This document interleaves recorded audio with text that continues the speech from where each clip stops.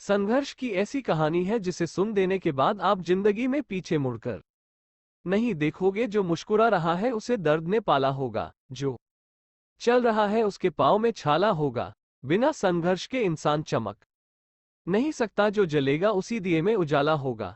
संघर्ष क्यों बचे संघर्ष से? संघर्ष ही तो जीवन की आत्मा है। जितना कठिन संघर्ष होगा उतनी ही शानदार जीत होगी।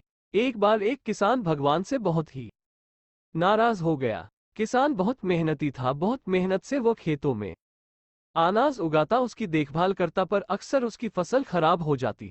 कभी सूखा पड़ जाता, कभी बाढ़ आ जाती, कभी तेज धूप, कभी आंधी, कोई न कोई कारण बन ही जाता कि उसकी फसल खराब हो जाती। एक दिन वो किसान गुस्से में आसमान की ओर देखकर भगवान से कहा, हे ईश्वर, आपको लोग सर्वज्ञता मानते हैं कि आप सब जानते हैं, कहते हैं कि आपके इच्छा के बिना एक भी पत्ता नहीं हिलता, पर मुझे तो लगता है कि आप छोटी सी छोटी बात भी नहीं जानते।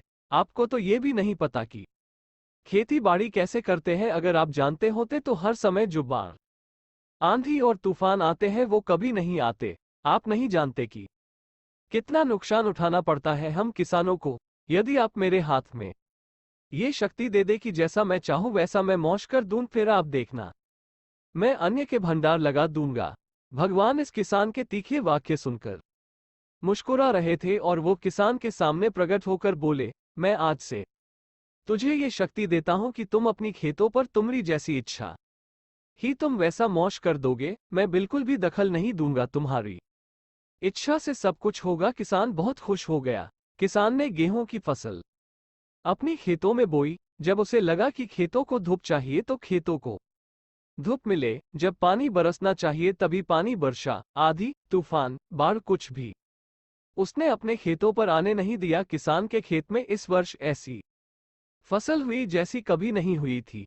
हरी भरी लहलहाती फसल। मन ही मन हुआ बहुत खुश हो गया और सोचने लगा, अब सबूत के साथ दिखाऊंगा भगवान को कि इसे कहते हैं शक्ति का सही उपयोग। मेरी सफलता देखकर उन्हें अपनी नियम जरूर बदलने पड़ेंगे। कुछ दिन गुजरे, फसल कटने को तैयार हो गए।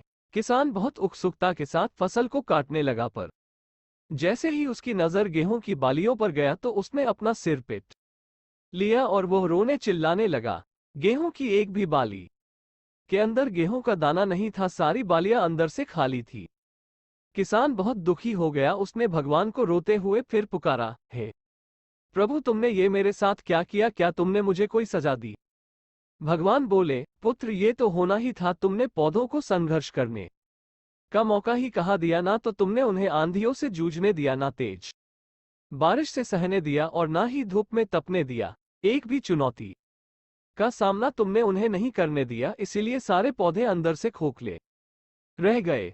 जब आंधी, तूफान, तेज बारिश और धूप पड़ती है तभी ये पौधा अपने अस्तित्व को बचाने के लिए संघर्ष करते हैं, और इसी संघर्ष से एक बल पैदा होता है जिसमें शक्ति होती है, ऊर्जा होती है, और यही ऊर्जा पूर्ति तेरे गेहूं के दानों की तरह जो नहीं फूटी। तूने उन्हें कठिन परिस्थितियों से गुजरने ही नहीं दिया जहां उनके अस्तित्व का जन्म होता। सारे बालियां इसीलिए खाली है, इसमें एक भी गेहूं का दाना इसलिए नहीं है क्योंकि तुमने अपने पौधों को संघर्ष कराया ही नहीं। याद रखिए, स्वर्ण में सवर्णीय आभा तभी आती है जब वो आग में तपने, गलने और हथौड़े से पीटने जैसे संघर्षों से गुजरता है। कोयले का टुकड़ा हीरा तभी बनता है जब वह उच्च दाब और उच्च ताप की मुश्किल परिस्थितियों से गुजरता है। इसी तरह यदि हमारी जिंदगी में कोई संघर्ष ही ना हो, कोई चुनौती ही ना हो, तो हम भी गेहूं की बालियों की तरह खोखले रह जाएंगे। कोई अस्तित्व नहीं होगा हमारा। विपरीत परिस्थितियां, चुनौतियां, समस्याएं हमें और अधिक निखारती है। यदि जीवन में कठिन परिस्थितियां और चुनौतियां आए तो घबराना मत, बल्कि सामना करना। विश्वास करना कि आप और अधिक निखर जाओगे और अधिक मजबूत बन जाओगे। किसी ने कितना सही कहा है, जिंदगी जीना आसान नहीं होता, बिना संघर्ष कोई महान नहीं होता। जब तक ना पड़े हथौड़े की चोट तब तक पत्थर भी भगवान नहीं होता। आपको वीडियो अच्छा लगा तो सब्सक्राइब, लाइक एंड शेयर जरूर करें। एक वीडियो बनाने में बहुत मेहनत लगता है।